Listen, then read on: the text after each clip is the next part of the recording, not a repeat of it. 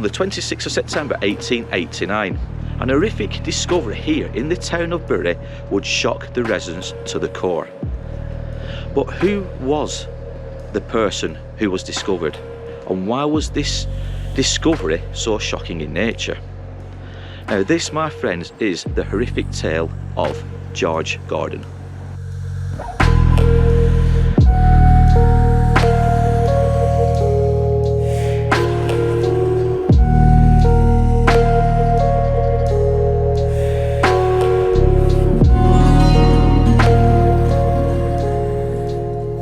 So who was George Gordon, and why did this horrific crime cause so much controversy and shock here in Bury? Now George Gordon, he was 29 years old. He came from quite a wealthy Jewish family. The family business Gordon Furnishings Company was based in Manchester near Strangeways. They lived on Exchange Street, or he lived on Exchange Street with his father Samuel. He was also the brother of Myuu Gordon. Now Myuu was the older of the two. Gordon Furnishings Company themselves had a lot of shops in and around the northwest, most notably in Burnley, Bury and Manchester, as well as other neighbouring Lancashire towns. So his death, it shocked a lot of people. Obviously the local residents here in Bury, because it was on their doorstep, but it also obviously shocked the Jewish community. You see, the Gordons were an extremely well-known family. Like I said, they were relatively wealthy. So this murder obviously was absolutely horrific, and it was shocking.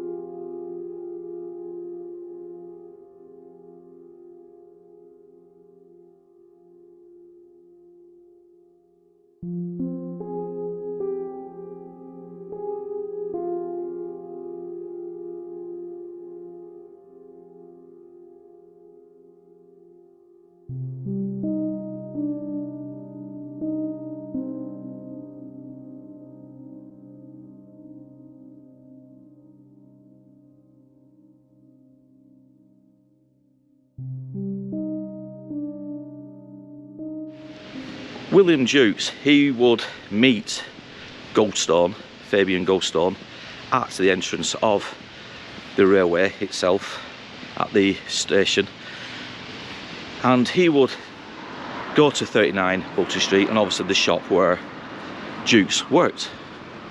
Now Goldstone would basically spend the night in one of the old beer houses, because it was too late to go back and he wasn't really getting anywhere with Jukes. He would ask questions like what had happened to George, and William, he would just back up what he'd said in the telegram, that George had fled, well not fled, but he had left this area and made his way over towards Burnley. Now Jukes, the following morning, would meet up with Goldstone again outside the railway station, and once more Goldstone would ask Jukes the same question: have you got any more information on George Gordon? Now Jukes wasn't agitated, he wasn't feeling any stress, there was nothing untoward coming from Jukes. He was calm, very calm demeanour. So Goldstone made the trip back to Manchester, and he would relay the information that he had got from Jukes to Samuel and his other son Myuu. Now Samuel still felt that there was something strange about this whole situation. After all, the Jewish festival was coming up, so it was very strange for George, his son, to go missing at that point. Samuel and his son, his eldest son Myuu, therefore made the trip back here to Bury to speak to William Jukes themselves. Now on the day of the discovery of the body of George, Samuel, his father, and that of his older brother Myuu arrived here in Bury. Now they went straight to number 39 Bolton Street, and obviously the shop they owned. They asked William Jukes to have a look around the building, which they did. They went to the upper floors, they found nothing untowards, but it was when they first entered the shop itself. They found quite a substantial amount of ash in one of the fire grates, like something had recently been burnt, and something of large quantities. This straight away arose suspicions. They then proceeded to go into the cellar, into the basement down below. Now, in the basement, they found several flagstones that had recently been removed. They also found that there were several inches of earth that had been taken out before the flagstones had been relaid. Now, along with Samuel and Myers, two police officers along with a sergeant, Sergeant Ross, had also attended the scene. And the police officers, one of them asked William what had been going on. It looked like a makeshift grave had been dug, and William come out with some kind of excuse that he was going to be doing some renovation work. They then noticed under the stairways leading up out of the basement a door. There was another door. Now, when they opened the door, they found what was a spade, and it looked like a newly purchased spade at that. A little bit of dirt on it, but other than that, it looked relatively new. But William Jukes said he'd bought that 3 months prior to do the work in the basement. It was when they left the basement and they went back into the main shop area. Myers asked William Jukes what had happened to George. Tell the truth. William Jukes didn't say anything. He stayed quiet. But in the corner of his eye, Myers noticed a wardrobe that was peering in the doorway of the kitchen. So they went into the kitchen itself and found this wardrobe. Now, Myers took a closer look at this wardrobe and he tried to move it. I think he tried to move it with one of his legs, one of his feet, but the wardrobe was too heavy to push. So the sergeant and one of the police officers got into a bit of a row with William Jukes and asked him to open the wardrobe. Now, William himself said, I can't, it's owned by a Mrs. Shorrocks, and Mrs. Shorrocks had purchased it, and she'd put some items inside it, locked it, and then went away with the key. But the police officers demanded that them doors were broken open, which they did. Now, upon opening those doors, this is when the grim discovery of the body of George Gordon would be discovered.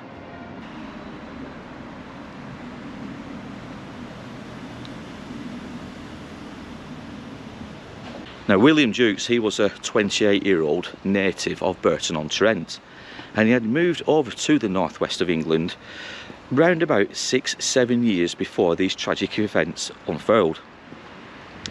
Now, he was a married man, and he had been working for Gordon Furnishings Company for around 2 years prior to these events. He was a friendly character, he was a well-liked man, and he was also a reliable man.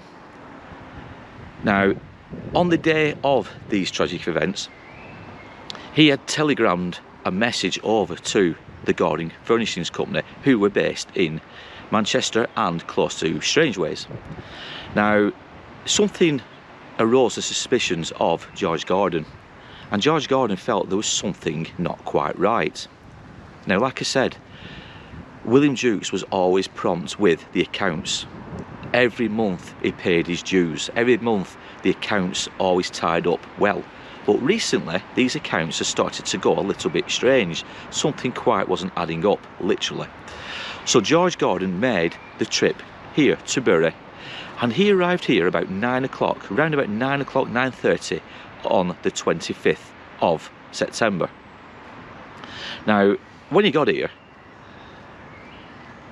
William Jukes had seen Gordon arrive, but William Jukes had also been drinking quite heavily, and this was early morning, and he was not feeling right. He knew George Gordon was here for one reason only, so he kept out of the way. Now, Gordon himself would stay here till around about 11:30 before returning back to Manchester.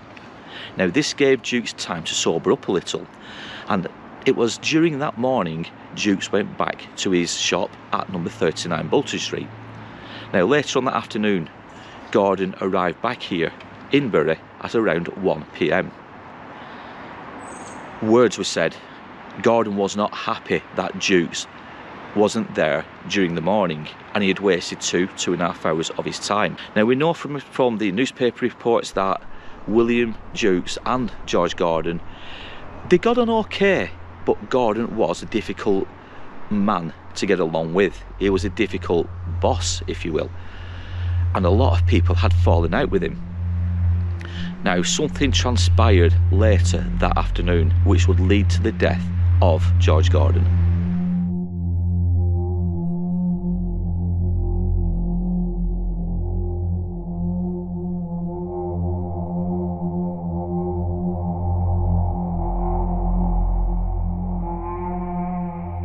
So the street that we're on now is Bolton Street,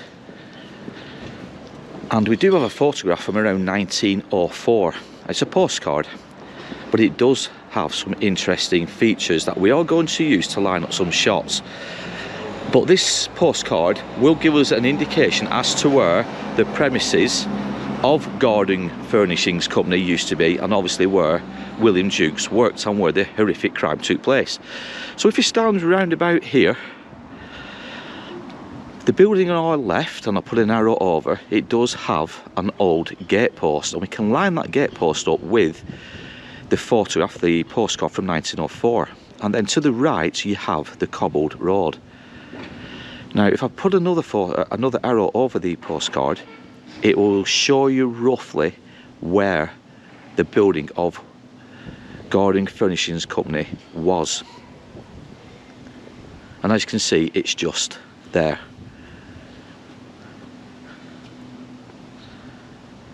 Now from the postcard you'll see this cobbled back street with the train station, the East Lancs Railway, just on our left, and it was just there that William Jukes was met by George Gordon himself. So we're going to make our way down to where 39 Bolton Street used to be. So this is the former gatepost which is on that postcard that we showed from 1904, and if we go around the side you will see the original fittings. Obviously they've now been cut away, but this certainly is one of the sides, the gateposts from that postcard.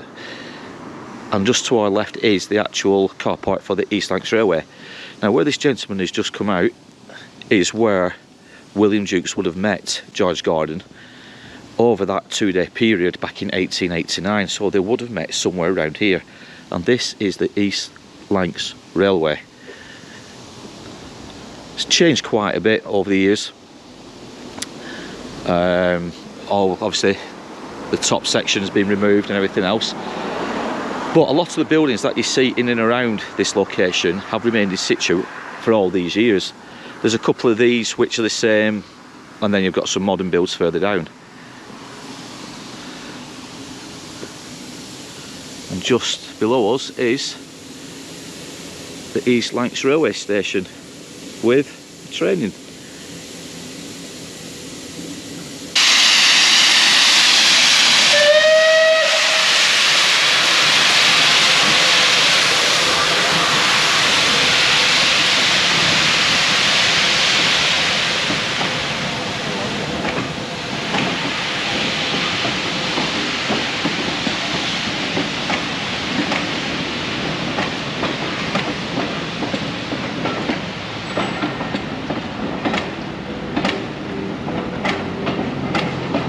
Just in this area here where these white cars, this white car and the black cars are, but just in that block there is where 39 Bolton Street used to be, and that is where this terrible crime took place back in 1889.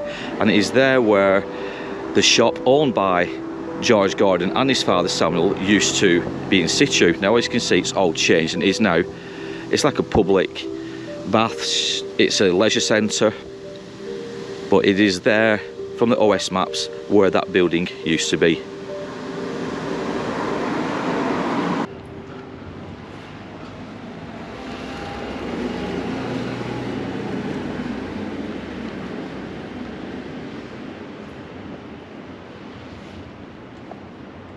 Now, whilst we understand that this video is primarily about a tragic case that took place back in 1889 here in Bury, what we will do, we will take you through some of the side streets, the back streets of where William Jukes would have haunted back at that period. When I say haunted, I don't mean as a ghost. I actually mean where he would have frequented, where he would have walked, and where he would have spent a lot of his time. And a lot of these streets are still here. There's hardly any redevelopment took place. A lot of the old buildings are still here. A lot of the cobbled streets are still here. And it really is such an historic town here in the north of England.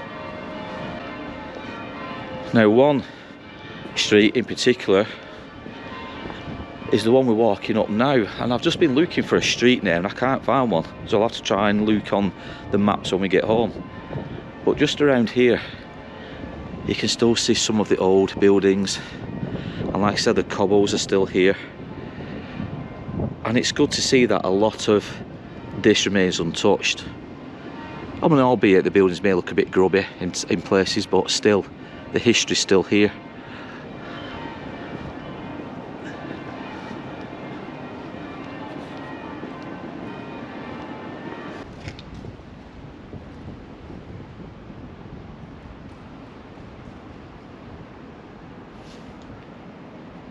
Now, George Gordon, his body, it was wrapped in an old carpet. There were bloodstains, but most importantly, there was also there was an hammer. They found an hammer close to the body, and this hammer was around 7 to 8 pounds in weight. The hammerhead and the handle was matted in blood with signs of hair stuck to the hammerhead itself. So what do we think occurred to lead to the death of George Gordon? Now, from all accounts, William Jukes had a young helper who worked with him called William Tootle. He was aged between 16 and 17 at the time in 1889. Now, William Tootle would describe at obviously the upcoming inquiry and inquest into the death of George Gordon that on the day in question, when he was in the shop, George Gordon arrived around 9:30 a.m. He would spend 2 hours there talking to William, and then it was William's wife who then appeared, and then George would carry on talking to her. Now, because William Jukes had seen George making his way to the shop, and because he was intoxicated, he just didn't want anything to do with George at that point. Now, 2 hours later, George made his way back to Manchester, like I stated earlier on in the video. Upon his return back to Bury, William was in the shop. William was in the process of preparing some items to be sent to be dispatched over to Prestwich later that day. And George Gordon stopped this work and asked what was going on, to which William said, obviously we're getting all this ready to be shipped out. In the process of all this, George Gordon stopped William Tootle from packing the horse and cart, the carriage if you will, and he noticed a mirror that was hanging on the wall in the shop, to which he asked William, George asked William to remove the mirror from the wall so he could have a closer look at it.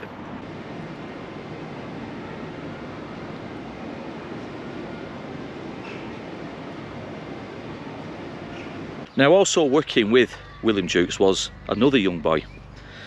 Now, his name we don't have. All we know him is a carter. He was a carter working for William Jukes. And it was this young boy who was asked to escort George Gordon over to Prestwich with all these items of furnishings, home furnishings. Whilst in doing so, William Tootle, he was asked by William Jukes to go to visit another man. Now, this other man had a horse and cart, and he asked William Tootle to go and mention that Jukes himself would be requiring his services at some point either during that day or later the following day itself. William Tootle went and did as he was asked. Now, upon their arrival back to 39 Bolton Street, the carter and George Gordon, they would say that they could not find this address over in Prestwich, and this is why they arrived back at the shop sooner than expected. Now the Carter himself left to go and do other things, so George Gordon was alone with William Jukes, and something transpired in them few hours, or that hour or so, before William Tootle arrived back. What happened, we can only hazard a guess at, but something certainly happened, and this is when we believe the tragic events started to slowly but surely all transpire. And the life of George Gordon would be taken in such an horrific way, it's also unimaginable to even describe.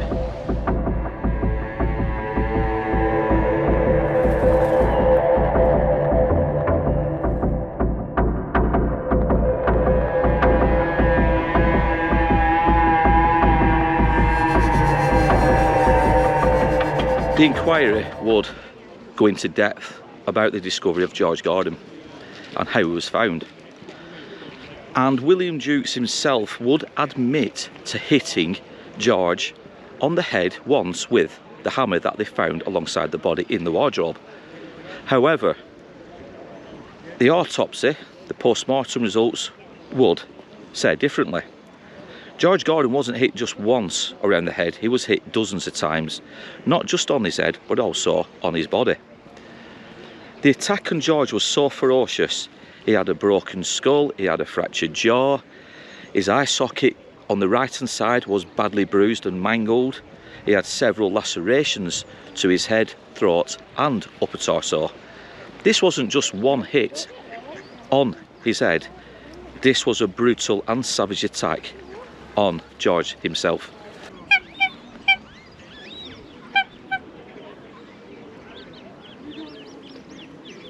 The thing is now, with William Jukes admitting to hitting George Gordon on the head with the hammer, he's accepted liability now. He's accepted the fact that he attacked George Gordon. But why? Why would he do this? Now William would also tell at the inquiry that it was George Gordon himself who lunged towards William out of anger. The thing is, when they were removing the mirror from the wall, the mirror was going to be placed onto a tabletop in the kitchen. But William, he didn't drop the mirror, but the mirror slipped out of his hand.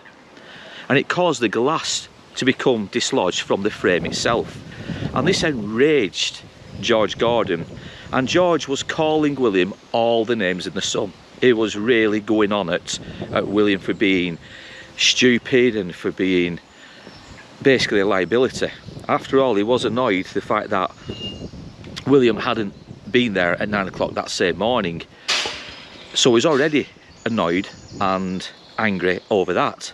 And William also told at the inquiry that he didn't want to rile him up any further, and the mirror falling was an accident. Now George threatened William pretty much with the sack, and he says, you know, I shall do away with you, I shall get rid of you. But he swore, he was using a lot of explicities at this point, he was so angry. Now William turned around to George, apparently this is what was in the newspaper reports, and said, well, do what you want but just don't hit me. George apparently then lurched towards William, and William at this point had the hammer, and apparently he's then hit him over the head. This is William's own words. He struck him to protect himself. Now obviously something transpired which was a lot more horrific, and William ended up beating George a lot more than just the once. This was enough for the jury at the actual inquiry to charge William Jukes with the willful murder of George. And William's trial would take place in December of 1889. It was during the inquiry, which took place at the Bury Magistrates Courts, that William Tootle would also mention that William had asked him to go and fetch some whitening agent and some black varnish. Now William would tell William Jukes, that they already had some whitening agents, some whitening powders in the storeroom, So he went and fetched it, but they never had the black varnish. So William Tootle was sent out to go and fetch it. Now at that point, obviously William Tootle didn't have a clue what this was going to be used for.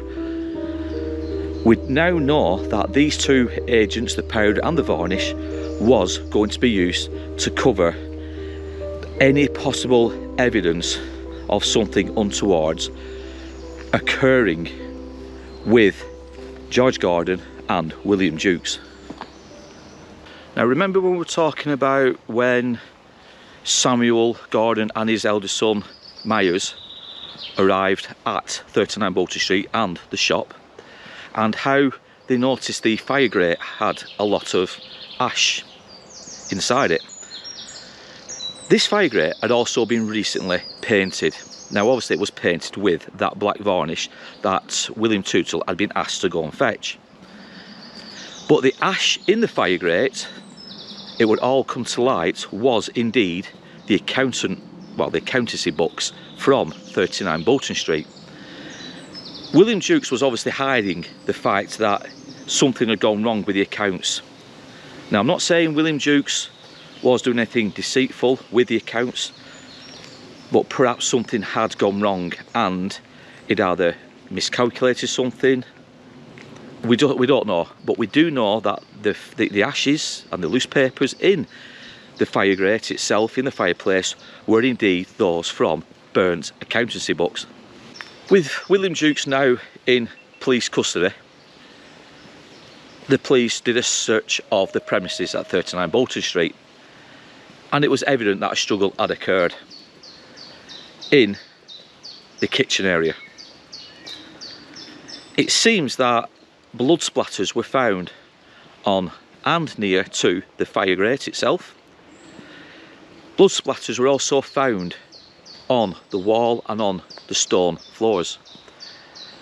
But more importantly, small splatters of blood were also found on the trousers that William Jukes had been wearing that day. So all this now, obviously, it was an open and shut case for the police. After all, William Jukes would admit to striking George Gordon on the head with the hammer. They would also find all the incriminated evidence, such as blood splatters, such as the burnt accountancy books in the fireplace. So it's just now a case of seeing what the jury had to say, and if they believed William Jukes' story that it was George that had attacked him first.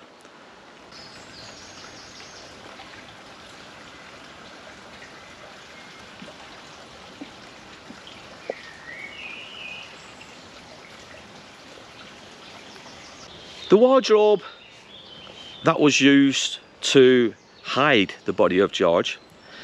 Now when William Tootle arrived back after speaking to the guy about the horse and cart that he needed to borrow, he arrived back at 39 Bolton Street and the shop of William Jukes.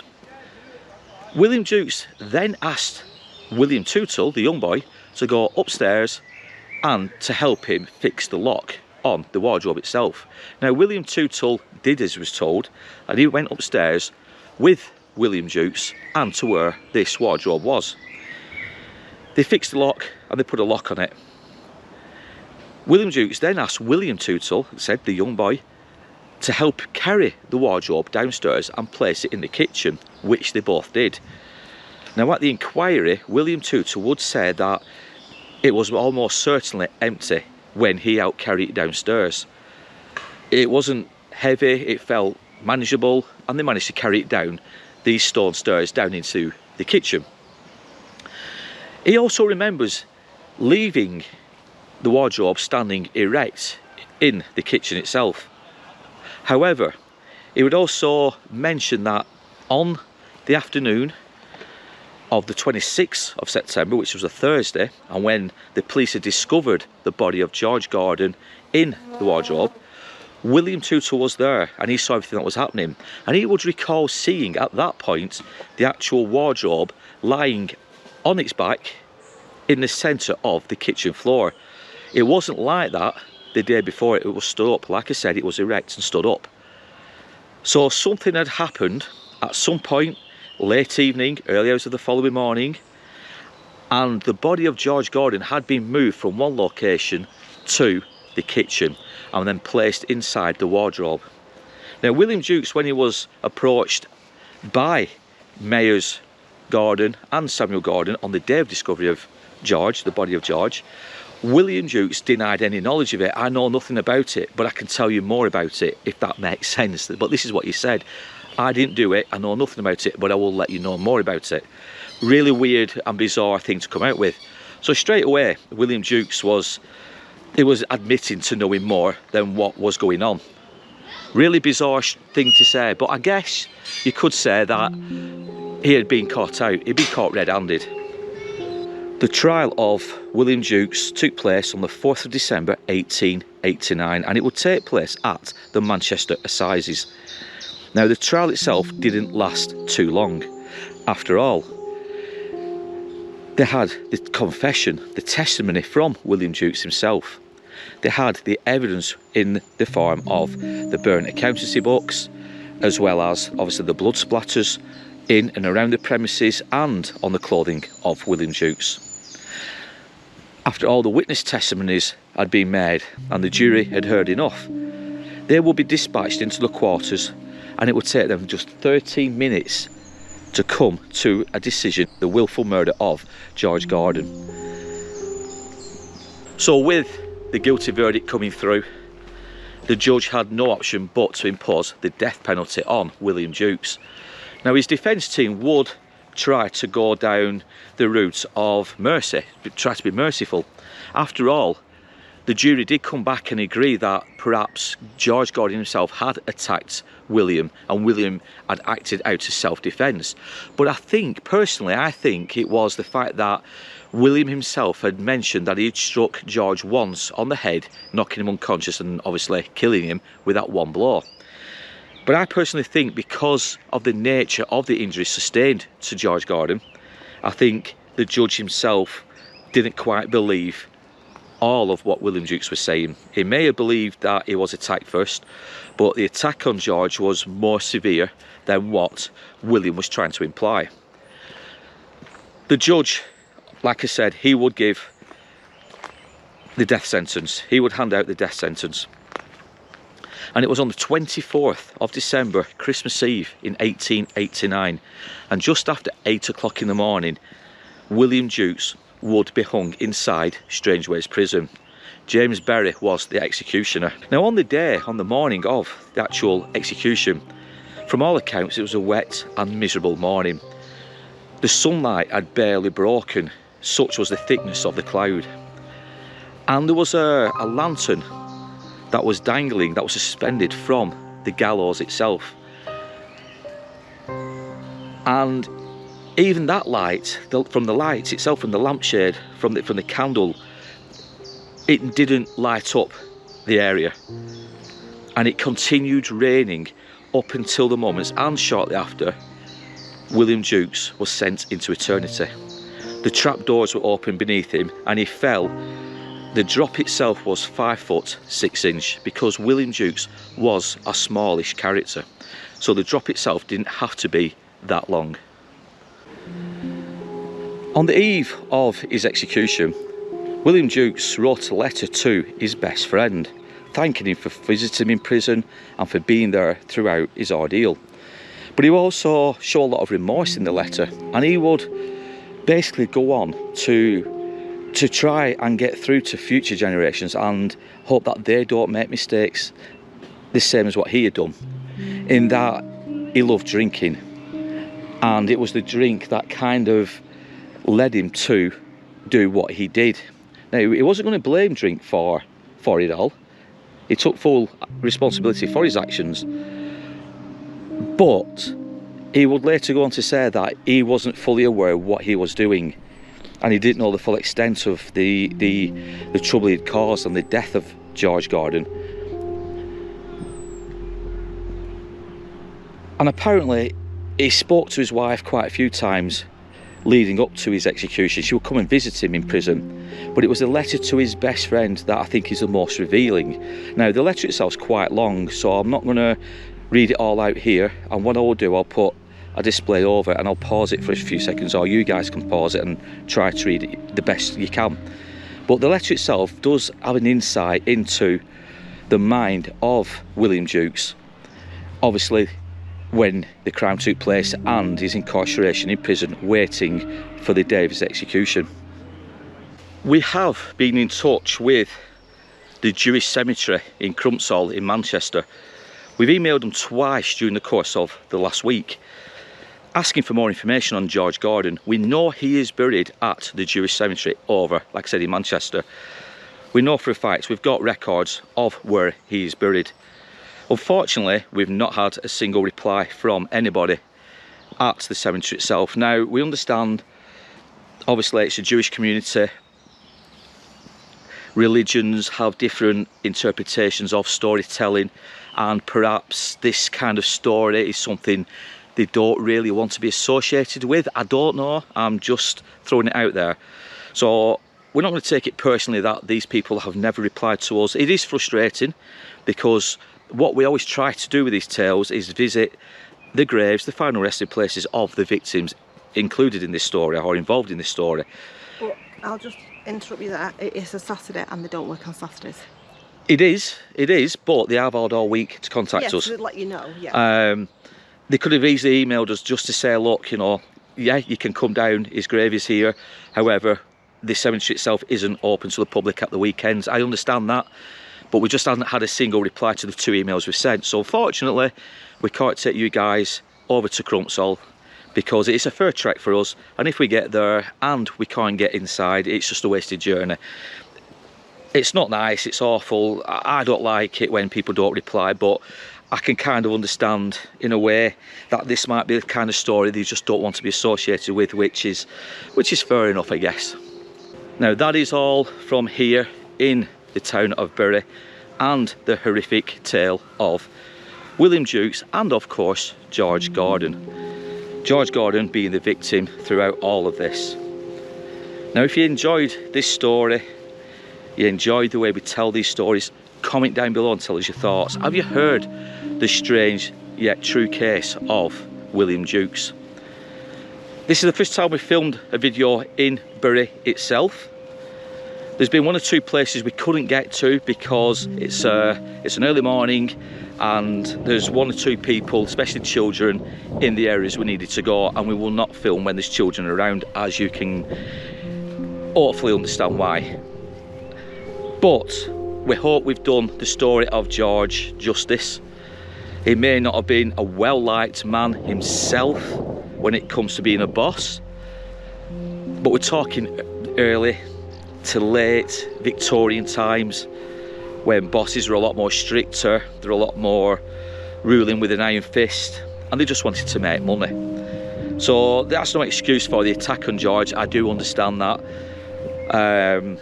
William Jukes fully admitted to his sins. He admitted that he was drinking a lot. He admitted he dealt the fatal blow or blows onto George Gordon, and he paid the ultimate price for it. But comment down below if you've heard the story of William Jukes and George Gordon that took place here back in 1889 in the town of Bury. Tell us your thoughts, and also, as I mentioned earlier on, if you've got any stories yourselves that have occurred in and around your neck of the woods, let us know, because if it's somewhere we can travel to, we will come and do that. But in the meantime, we're going to leave it here in Clarence Park.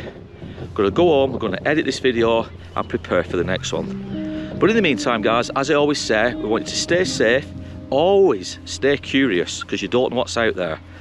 But in the meantime, take care, look after yourselves, and we will be back soon with another tale from a dark but at times glorious past. Take care, everybody.